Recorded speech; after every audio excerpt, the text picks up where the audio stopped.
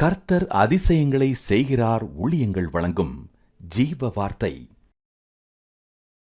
இந்த நாளுக்காக ஆண்டவருக்கு நன்றி செலுத்துகிறேன். இயேசுப்பா நல்லவர், அவர் பெரியவர், அவரால் முடியாத காரியம் ஒன்றுமே இல்லை. அவருடைய வார்த்தையில் ஜீவன் இருக்கிறது.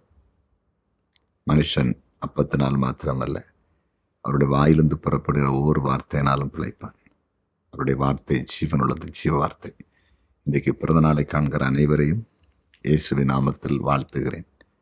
திருமண நாளை காண்கிற குடும்பங்களை வாழ்த்துகிறேன். திருமணம் வயதை அடைந்தும் திருமணம் நடக்காமல் இருக்கிற பிள்ளைகளுக்காக கர்த்தருடைய ஊழியக்காரன் சொல்லுகிறேன், சீக்கிரம் திருமணம் நடக்கும்.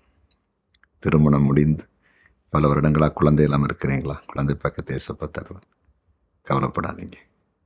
இந்த நாளில் குறிப்பாக கர்த்தருடைய வார்த்தை மூலம் உங்கள்கிட்ட பேச போகிறார். இன்றைய ஜீவார்த்தைக்கான வசனத்தை வாசிக்க கேட்போமா? 2 ராஜாக்கள் 20வது அதிகாரம் 5வது வசனம். நீ திரும்பி போய் என் ஜனத்தின் அதிபதியாகிய எசேக்கியாவை நோக்கி, உன் தகப்பனாகிய தாவீதின் தேவனாயிருக்கிற கர்த்தர் சொல்லுகிறது என்னவென்றால், உன் விண்ணப்பத்தை கேட்டேன், உன் கண்ணீரை கண்டேன். உன் கண்ணீரை கண்டேன். அவர் சொல்றார் எசேக்கியாவிட்ட, உன் ஜெபத்தை நான் கேட்டுட்ட, விண்ணப்பத்தை, உன் கண்ணீரை நான் கண்டேன்.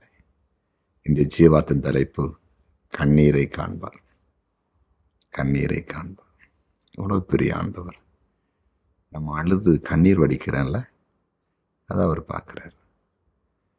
நீங்கள் யோவான் சுவிசேஷம் 11 அதிகாரத்தை வாசித்து பார்த்தீங்கன்னா, லாசரு மரித்து போன நேரத்தில் லாசருடைய சகோதரிகள்லாம் அழுது கண்ணீர் வடிக்கிறாங்க.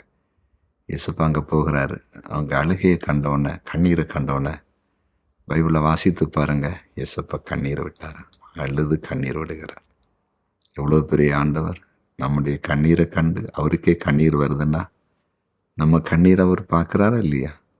சங்கீதத்தில் ஒரு வசனம் இருக்குது, நம்முடைய கண்ணீரை அவர் துருத்தியில் வச்சுருக்கார். அப்படின்னா நம்ம கவலைப்பட்டு கண்ணீர் வடிக்கிறேன்ல, நெருக்கத்தில் கண்ணீர் வடிக்கிறேன்ல, அதை கூட ஒரு பாத்திரத்தில் எடுத்து அளந்து வச்சுருக்காராம். எவ்வளோ பெரிய தேவன். அழுது கொண்டு இருக்கிறீங்களா? கண்ணீர் விடுறீங்களா? வருமானம் இல்லையா? நெருக்கமா?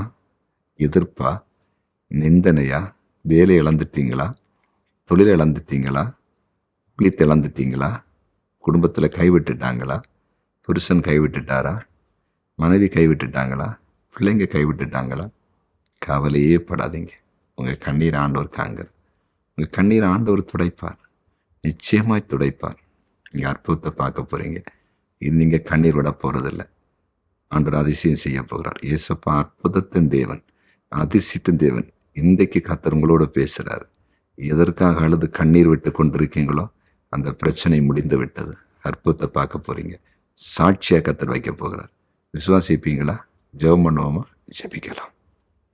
எங்கள் அன்பு தகப்பனே, கண்ணீரை காண்கிற எங்கள் அன்பு தகப்பனே, உடைய பிள்ளைகளை கண்ணோக்கிப்பார்.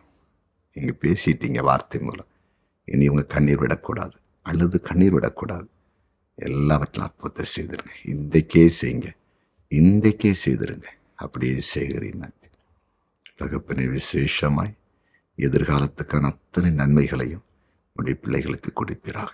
வியாபாரம் செய்கிற, தொழில் செய்கிற ஒவ்வொருவரையும் வாழ்த்துகிறேன். படிக்கிற பிள்ளைகளை வாழ்த்தி ஆசீர்வதித்து ஜெபிக்கிறேன்.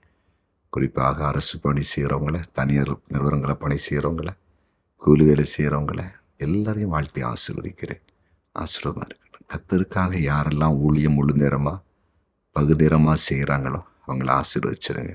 அவங்க குடும்பங்களை ஆசீர்வதிங்க, எதிர்காலத்தை ஆசீர்வதிங்க, அவங்க சந்ததிகளை ஆசீர்வதிங்க. உடைய ஊழியக்காரன் இன்றைக்கு ஜீவார்த்தை கேட்டு செபிக்கிற அனைவரையும் வாழ்த்தி ஆசீர்வதிக்கிறேன். நீர் அப்படி செய்துவிட்டு நன்றி. இயேசுவின் நாமத்தில் பிதாவே.